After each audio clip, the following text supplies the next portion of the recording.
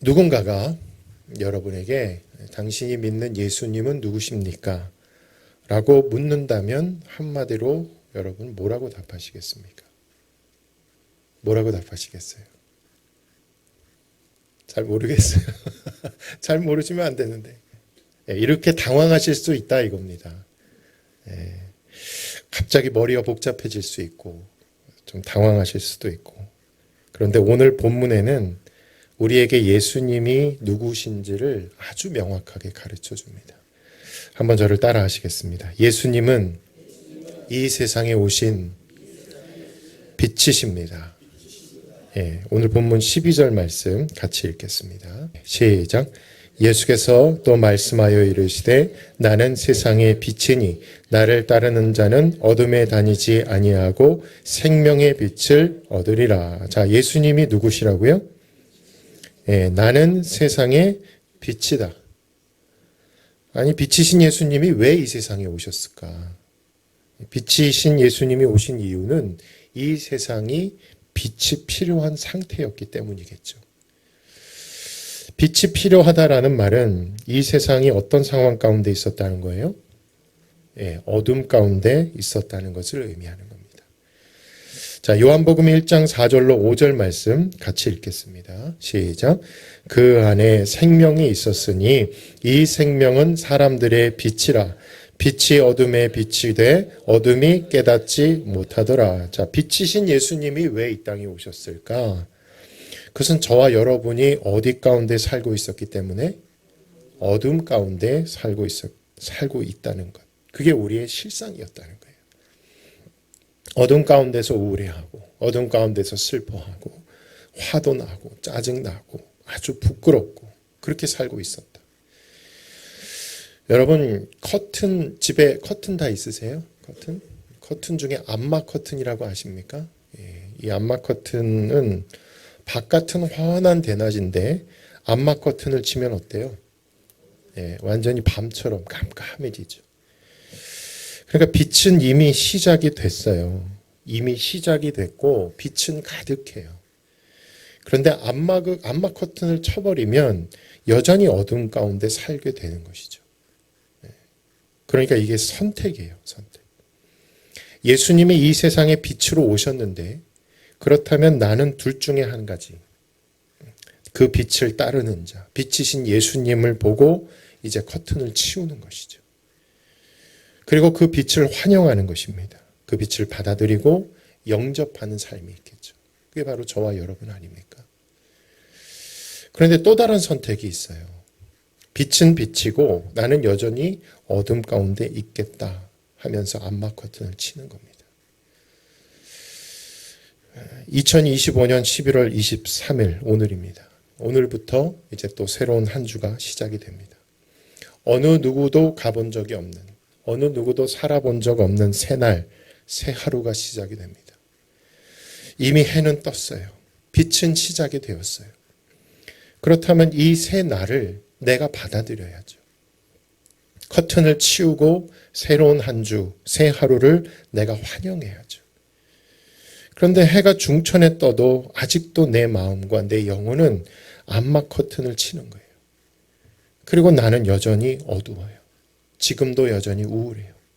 내 감정도 내 마음도 내 생각도 여전히 힘들어요.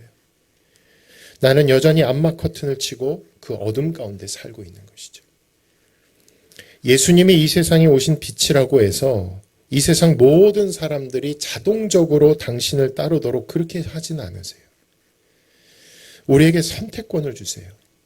내가 문 밖에 서서 두드리노니 누구든지 내 음성을 듣고 문을 열면 내가 그에게로 들어가 그와 더불어 먹고 그는 나와 더불어 먹으리라.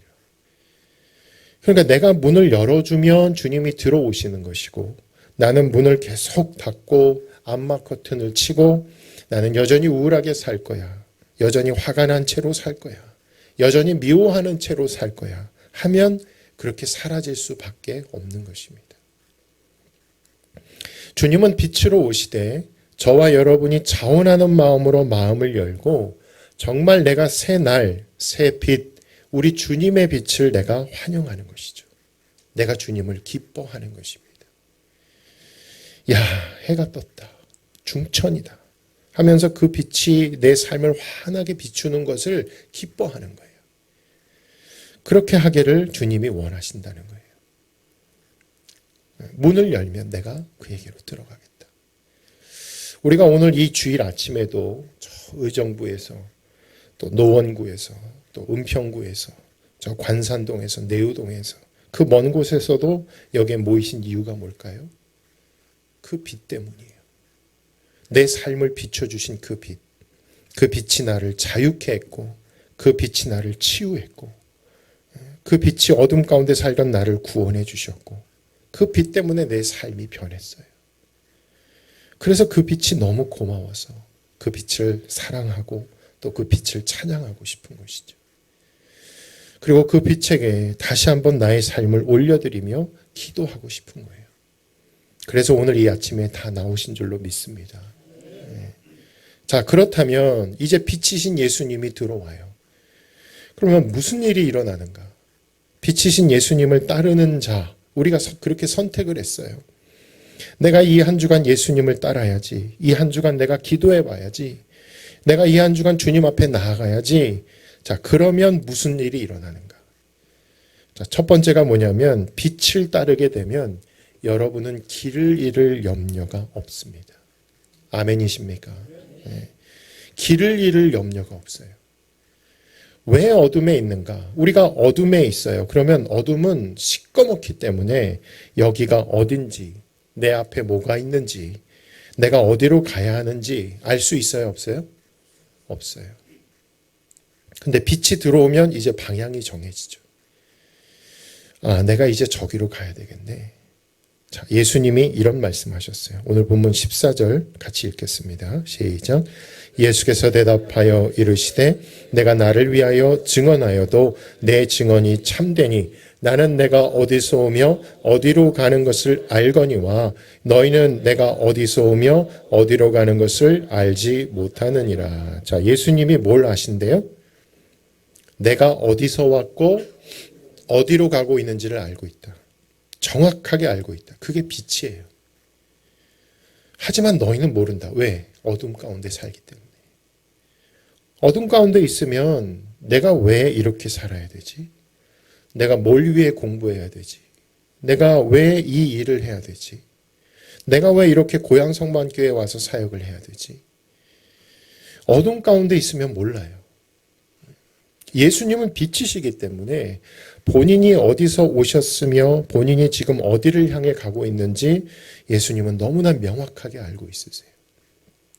단 한순간도 당신이 어디를 향해 가야 하는지를 잊어본 적이 없어요. 뭘 위해 살아야 하는지도 잊은 적이 없어요. 그런데 어둠 가운데 살다 보니 어때요? 이 죄라는 것, 이 죄, 어둠 가운데 살면 잘 안 보여요. 죄가 얼마나 더럽고 죄가 얼마나 음란하고 이게 잘 안 보여요. 어둠 가운데 있다 보니까 빵에 곰팡이가 폈는데 음식이 다 상했는데도 어둠 가운데 있으니까 그걸 그냥 먹으려고 하는 거예요. 예전에 서울 은평구 신사동에서 제가 전도사로 사역을 한 적이 있습니다. 그때 한 집사님 집에 어느 날 밤에 도둑이 들었어요. 도둑이 들었는데 도둑이 뭘 가져갔냐면 성경책을 가져갔어요. 도둑이 왜 성경책 가져갔을까요? 하나님 말씀을 알고 싶어서.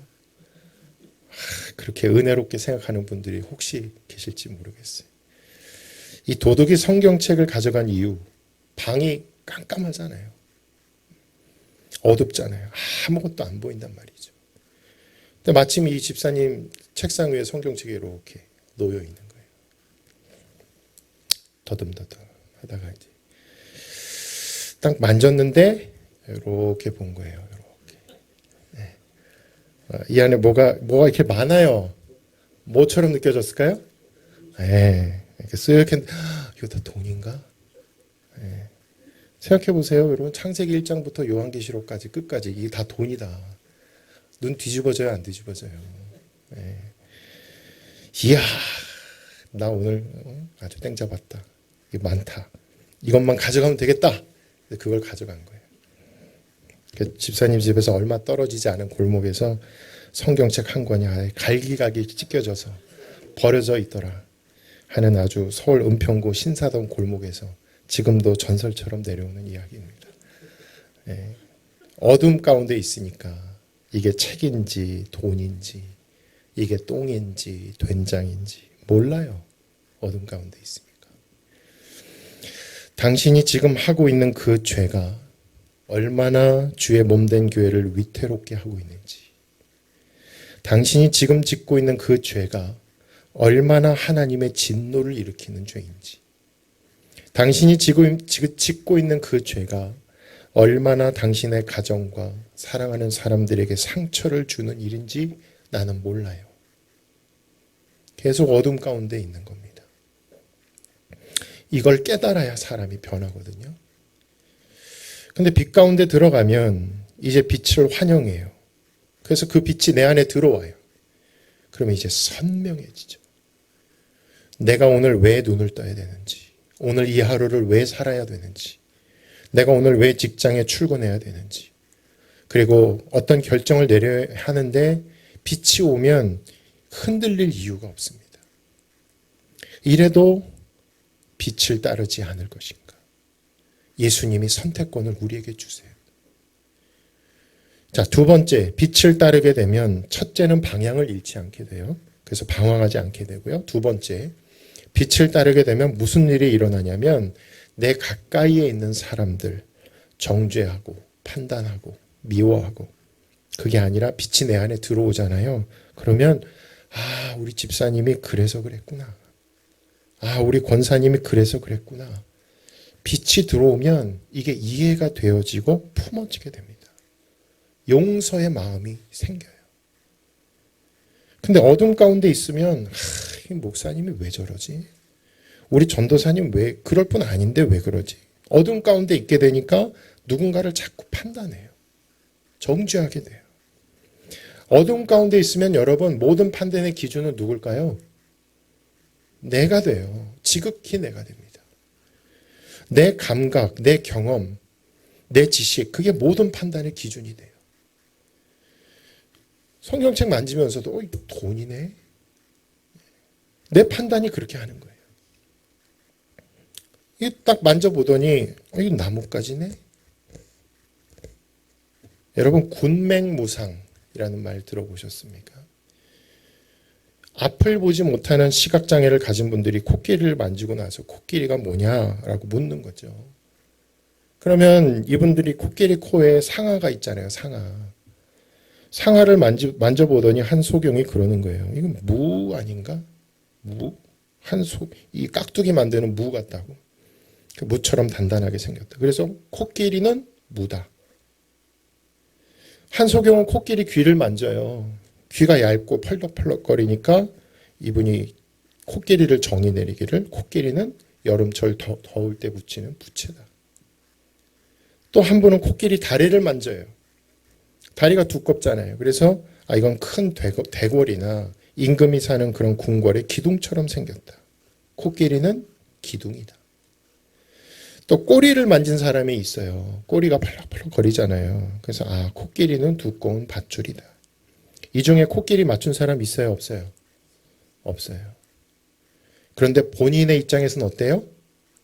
그게 맞아요. 그렇게 평생 사는 겁니다. 어둠 가운데 누군가를 판단할 때 나는 코끼리 상아를 만지고 이거는 깍두기 담그는 무야 라고 평생을 사는 거예요. 김 집사님은 이런 분이야. 우리 박 집사님은 이렇게 살았어. 우리 목사님은 이런 분이야. 나는 그렇게 믿고 있는 거죠. 누구도 정확한 코끼리의 실체를 본 사람은 없어요. 코끼리가 정확히 어떻게 생겼는지를 알려면 저 암막 커튼을 거두셔야 돼요. 그리고 이 세상에 빛으로 오신 예수님을 받아들이셔야 합니다. 그래야 영적인 눈이 열려요. 코끼리가 저런 거구나. 우리 권사님이 그래서 그런 거구나. 이런 것들이 이제 눈에 들어오기 시작하는 거죠. 사실 오늘 본문 이전에 어떤 사건이 있었냐면 현장에서 간음하다가 붙잡힌 여인의 이야기가 있었습니다. 자, 어둠 가운데 있던 자들, 이들은 현장에서 간음을 하고 온 여인을 보고 바로 판단하고 정죄해요. 저 여자 간음했네. 죄를 지었네. 그러면 율법에 의하면 간음한 사람은 돌에 맞아 죽어야 된다 그랬으니까 우리가 돌로 쳐서 죽여야 되겠다. 라고 결론을 내려버려요. 어둠 가운데 있으면 여러분 손에 돌을 쥐는 게 아주 쉽습니다. 왜냐하면 내 기준에서 판단해버리면 되니까요. 근데 예수님은 똑같은 여인인데 이 여인에게 뭐라 그러시냐면 한번 저를 따라 하실까요? 나도 너를 정죄하지 않겠다. 빛이잖아요. 빛. 이 여인의 전체 스토리가 들어오는 거예요. 간음한 현장 그거 하나만 눈에 들어오는 게 아니라 이 여인 인생 전체가 눈에 들어오는 것이죠. 그래서 나도 너를 정죄하지 않겠다. 우리가 왜 빛을 따라가야 하는가? 빛을 따라야만 나랑 같이 사는 사람들, 내 옆에 있는 지체들 함부로 판단하고 함부로 정죄하고 함부로 따돌리고 그러지 않게 돼요. 오히려 어떤 사람이 나에게 실망스러운 일을 했을 때 왜 그랬는지, 왜 그럴 수밖에 없었는지 그분의 어떤 심정, 그분의 상황, 그분의 마음, 그 감정을 오히려 긍휼히 여기고 불쌍히 여기는 마음이 내 안에 일어나요. 빛이 들어오니까 아, 저분에게는 저게 최선일 수밖에 없겠구나. 내가 마음을 열고 저분을 더 이해해야 되겠구나. 자, 오늘 예수님이 이런 말씀하십니다. 우리 본문 15절 말씀 읽겠습니다. 시작. 너희는 육체를 따라 판단하나 나는 아무도 판단하지 아니하노라. 왜 육체를 따라 판단할까요? 어두우니까요. 안 보이니까요. 그래서 내 육체의 감각이 제일 중요합니다. 이게 똥인지 된장인지 구분이 안 가요. 아직도. 너희는 육체를 따라 판단하기 때문에 너희의 판단은 틀리다. 하지만 나는 빛이기 때문에 나는 이 여인을 정죄하지 않는다. 자, 우리가 왜 커튼을 제치고 빛을 받아들이고 빛을 따라가야 하는가? 그래야 길을 잃지 않고 방황하지 않게 돼요. 내 인생의 목적, 오늘 하루 내가 어떻게 살아가야 하는지 빛을 받아들여야만 방향이 확실해져요. 아, 출구가 저기네. 근데 만일 어두우면, 깜깜하면 우리는 아마 사방으로 튕겨나갈 거예요. 어디로 가야 될지를 모르니까 더듬더듬 거리게 될 거예요. 자, 우리가 왜 빛을 또 따라가야 하는가? 내 옆에 있는 지체를 그래야만 사랑할 수가 있어요. 이해해 줄 수 있고 품어줄 수 있어요. 용서하고 싶은 마음이 일어날 수 있다. 그 말입니다. 근데 빛을 따르지 않으면 계속해서 내 육체를 따라 판단해버려요. 정죄합니다. 여러분, 남은 한 해도 그렇게 사시겠습니까? 다가올 새해도 이 새해를 그렇게 열어가시겠습니까? 그렇게 미워하면서 내 생각대로 판단하면서 마음속으로 정죄하면서 뒤에서 수근수근하면서 그렇게 사시렵니까? 주님은 말씀하십니다. 나는 이 세상의 빛으로 왔다. 나를 따르는 자는 어둠에 다니지 않는다. 앞에서 하지 못할 얘기는 뒤에서도 하면 안 되는데 이게 너무 자유로워요. 왜? 어둠 가운데 있으니까. 저 사람이 안 듣겠지. 저 사람이 못 보겠지. 그런데 그 이야기가 돌고 돌아서 결국은 그 사람에게 돌아간다는 걸 모른 채 우리는 계속 말을 흘리는 거죠. 자, 세 번째, 왜 우리가 빛을 따라가야 하는가? 그래야 저와 여러분의 삶에 희망과 미래와 용기가 생겨요.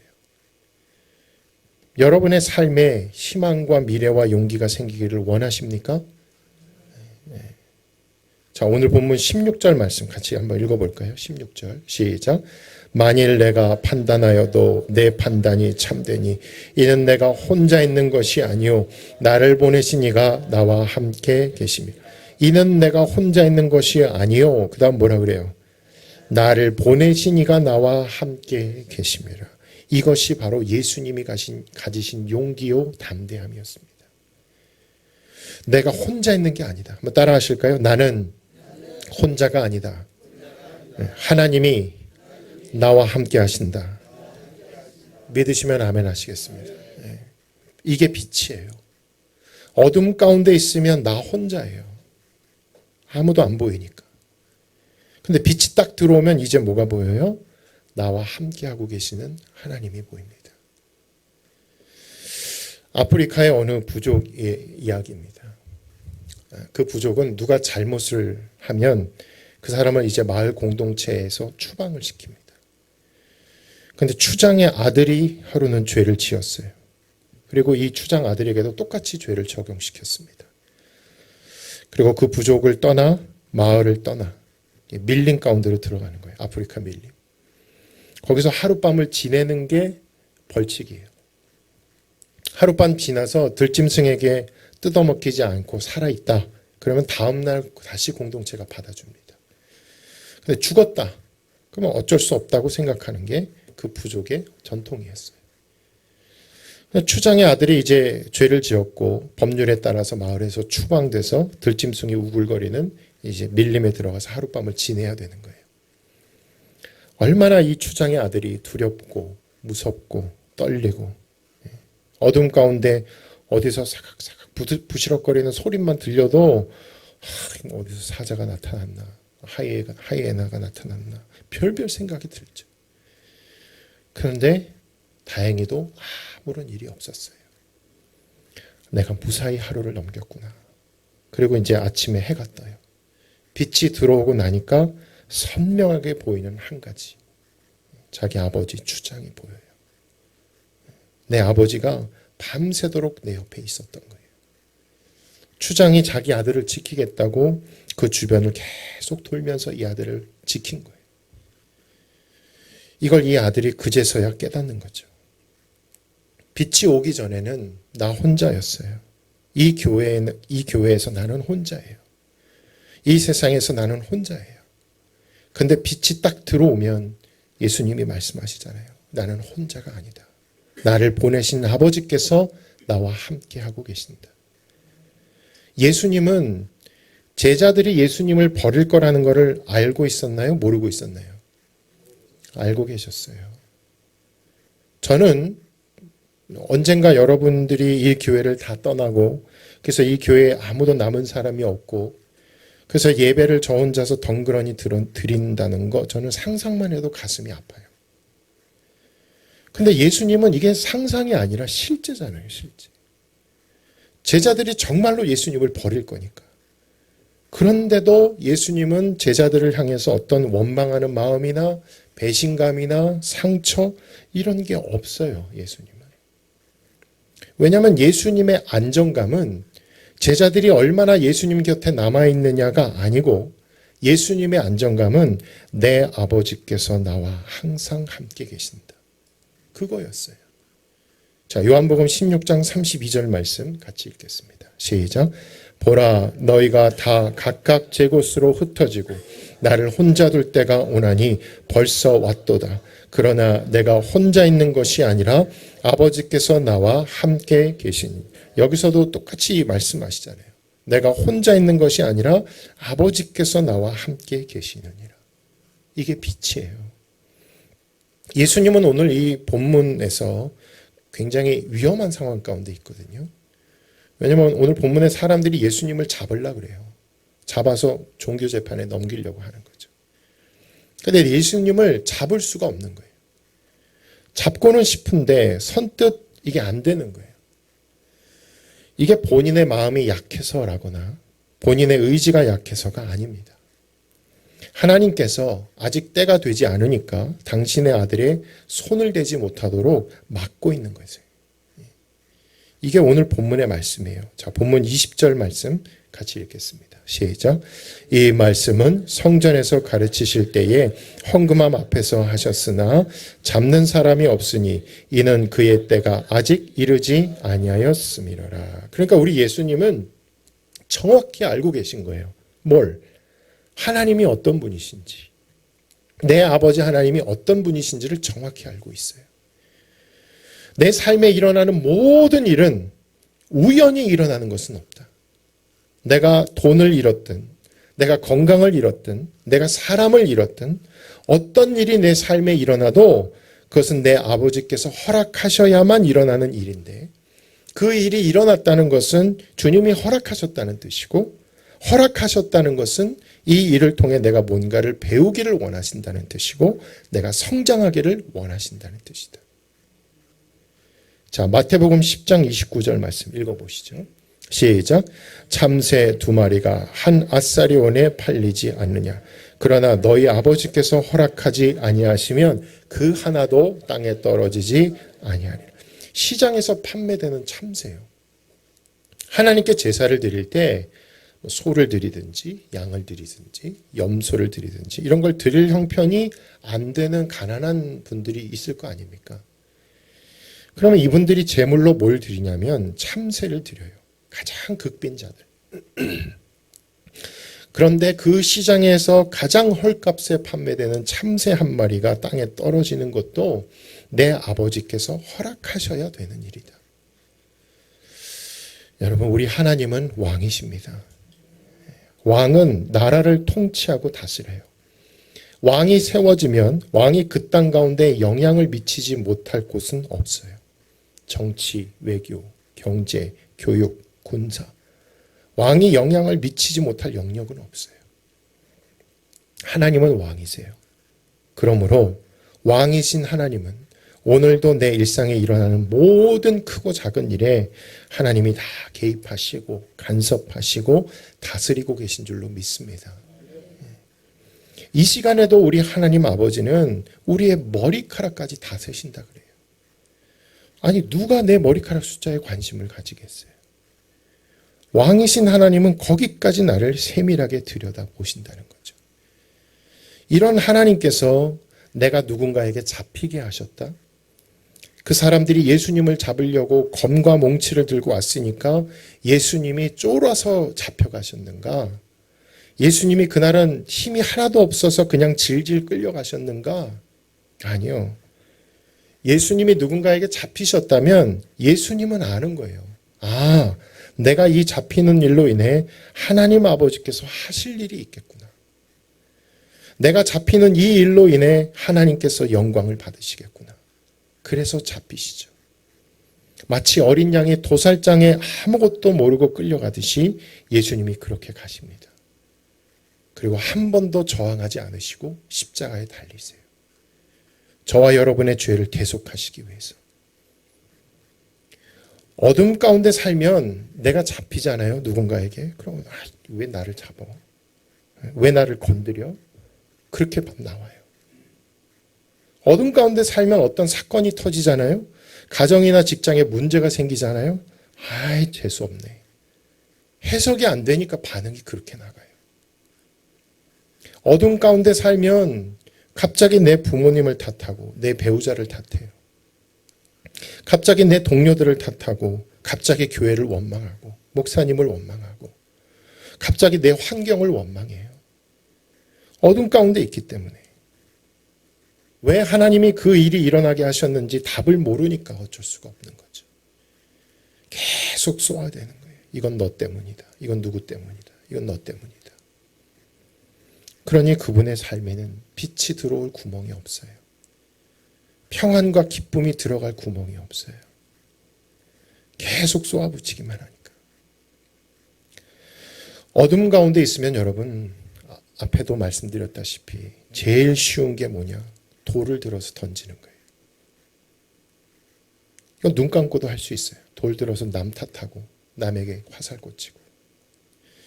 하지만 빛 가운데 있으면 어떤 절망적인 상황이 온다 해도 나 혼자가 아니라는 걸 알아요. 내 아버지께서 밤새 주무시지도 졸지도 않으시고 나와 함께하고 계심을 믿습니다. 빛이 들어오면 유라굴로 광풍을 만나요. 바울이 배가 막 뒤집어지고 선원들이 다 죽겠다 그러고. 그런데도 여러분 사도 바울을 보세요. 그는 죄수의 몸으로 유라굴로 광풍을 만났지만 그는 조금도 쫄지 않습니다. 오히려 배에 있는 사람들에게 말해요. 여러분 밥 드세요. 밥. 여러분 안 죽습니다. 다 삽니다. 왜냐하면 이 배에 내가 있으니까. 하나님은 제가 로마에 간다고 말씀하셨습니다. 이 유라굴로 광풍이 아무리 우리의 키를 훨씬 넘는다 해도 여러분 두려워하지 마십시오. 하나님은 저를 로마의 황제 앞에 세워주시겠다고 말씀하셨습니다. 그러니 여러분 밥 드세요. 괜찮습니다. 이 담대함, 이 용기, 이 빛이 들어와야만 용기가 생겨요. 근데 빛이 들어오지 않으면 아이고 내 말 안 듣더니 저렇게 풍랑을 만났네. 또 누군가를 원망해요. 내가 그때 배 출발하지 말라 그랬는데 왜 저래. 에휴. 예수님은 그렇게 어둠 가운데 살면서 어둠 속에서 방황하고 서로 돌을 들어 죽이려고 그러고 어둠 속에서 우울해하고 괴로워하고 그렇게 살던 우리를 구원해 주시기 위해서 이 세상에 빛으로 오신 것입니다. 여러분 해바라기 아시죠? 해바라기. 해가 동쪽에서 뜨면 해바라기는 동쪽으로 기울어요. 해가 서쪽으로 가죠? 그러면 해바라기도 같이 기울어요. 그래서 해바라기라는 말 그대로 해바라기. 교회 안에도 주바라기 목장, 주바라기 찬양팀, 주바라기 성가대. 이름이 참 좋아요. 주님을 계속 바라보는 거죠. 왜? 그래야 내가 인생을 잃어버리지 않을 수 있으니까. 그래야 내 옆에 있는 사람들을 내가 품고 사랑할 수 있으니까. 나도 너를 정죄하지 않겠다. 주님처럼 여보 나도 당신을 정죄하지 않겠습니다. 왜 당신이 그래야 했는지 당신을 더 이해하겠습니다. 빛 가운데 있으면 그렇게 되겠죠. 또 빛 가운데 있으면 외롭지가 않아요. 고독하지가 않아요. 유라굴로 광풍이 없을까요? 우리 인생의 앞날에 있겠죠. 어려움도 있고요. 힘든 일도 있을 거예요. 그러나 나 혼자 있는 것이 아니라 내 아버지께서 나와 함께 계십니다. 그러니 어떤 상황과 문제 가운데도 빛 대신 주님을 바라보고 주님으로 인하여 내가 즐거워하고 그렇게 살 수만 있다면 하루하루 우리의 삶이 얼마나 생기가 넘칠 것인가. 사랑하는 성도 여러분, 항상 우리 주님을 바라보시고 빛이신 예수님을 따라가는 이 한 주가 되시기를 예수님의 이름으로 축원합니다. 할렐루야. 기도하시겠습니다.